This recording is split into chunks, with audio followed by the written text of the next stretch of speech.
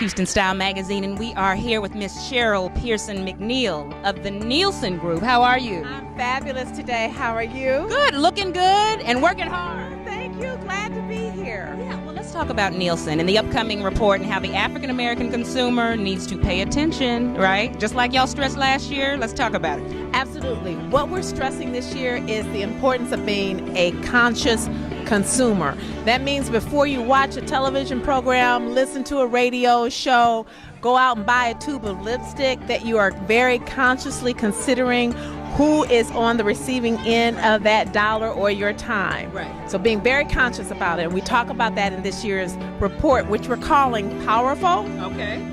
Growing, and Influential. Say it again, because I want everybody to look directly in that camera and say it loud. The African American consumer, powerful, growing, and influential. This is Dawn Paul with Houston Style Magazine, and we are here with one of the most recognizable faces in media, fighting for the justice of the African American community. How are you? All good. Glad to be here. Glad to see you here from my hometown of Houston. Yes, and you know we love you in Houston.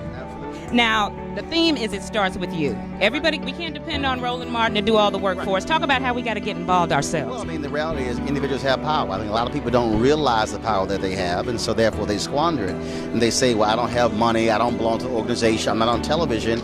But the reality is when regular, ordinary people decide to lead, they can change things. Right. I mean, look, I grew up in Clinton Park in Houston. My parents helped start our civic club. And that's just regular, ordinary people who got with other neighbors, and they say, because we care about our community. Right. And so after focusing on it and going to meetings and mobilizing, organizing, they were able to get new streets and new sewer systems and new lights and a new park, senior citizen center, all of those things because people came together and said, we have to speak up and demand things for our community. And so that's why the power doesn't need to start with you. Thank you.